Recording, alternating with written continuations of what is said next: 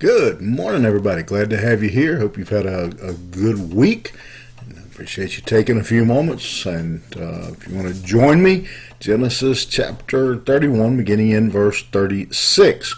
We're going to cover a huge chunk today, all the way down to verse 55, and look at this story. Obviously, I'm not going to read the whole story. I'll just try to kind of paraphrase it and hit the highlights here. As I'm doing that, if you'd like, share, comment on the post, I would be grateful.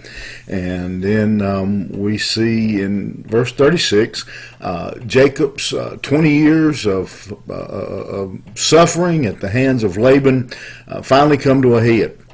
And Jacob gets angry, and he lashes out. He berates Laban. The King James says he answered Laban. The word that is used there is much stronger than an answer. He lets Laban have it. Look at what he says. What have I done? What have I done wrong? Why have you come after me?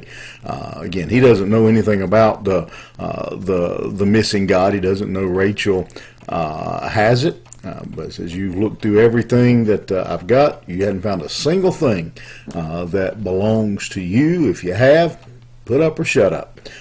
Bring it out here. Let's see it. And he says, for 20 years, I have worked for you. I have done all these things. I've taken care of your animals. I haven't eaten any of your animals.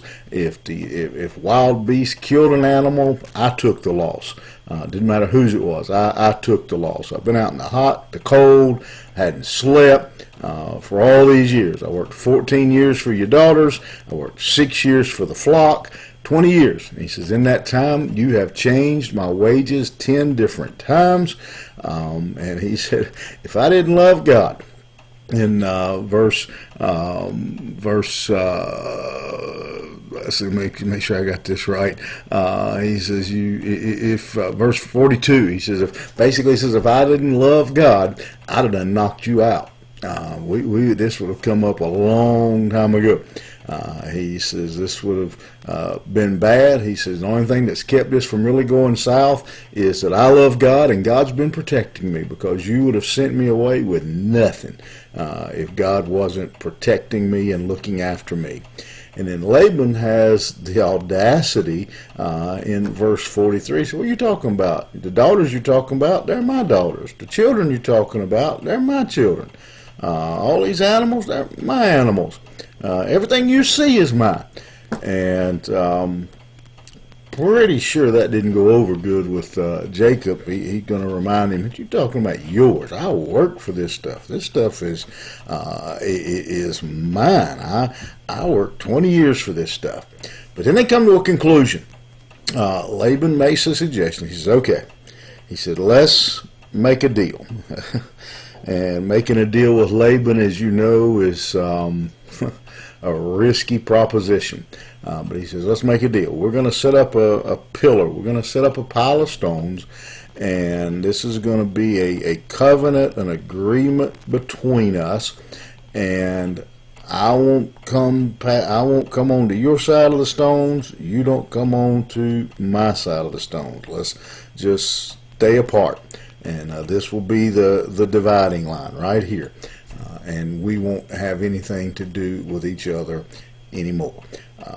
And again, it seems like kind of a cold ending.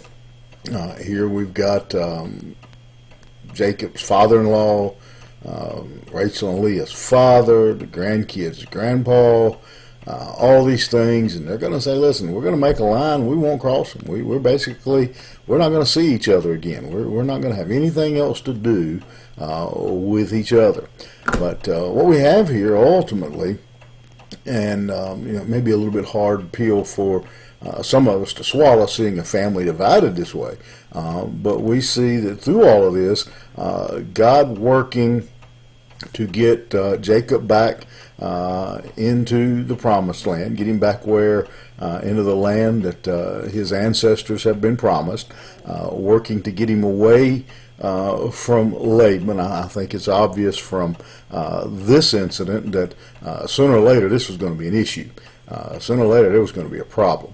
And so Jacob needs to be away from Laban. Laban needs to be away from Jacob.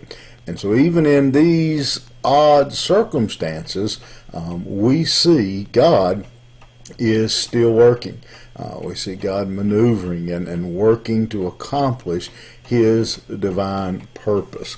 And that is something that probably we all need to be reminded of. Sometimes we find ourselves in circumstances and situations that leave us shaking our head, scratching our head, wondering what in the world is going on here.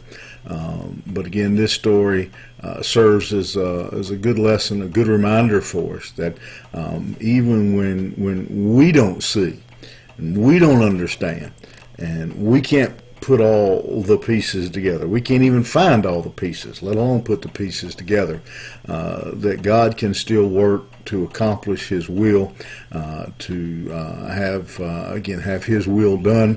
We just have to be faithful and follow the leadership of God. And so just leave you with, again, that kind of that word of encouragement today.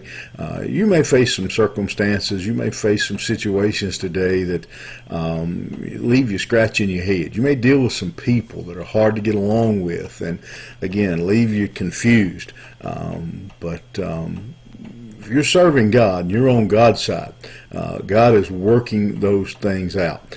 He tells us in the New Testament He works all things together for good for those that love Him.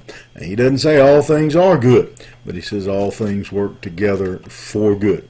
And I've heard numerous people, and you probably have too, explaining that verse that you take all the individual ingredients of a cake, the flour, the vanilla flavoring, the sugar, any one of those ingredients by themselves are not very appetizing, but you put them together in the right proportion, mix them up, and put them in the hands of the right person, and they come out with a nice cake. All those individual ingredients come together for good.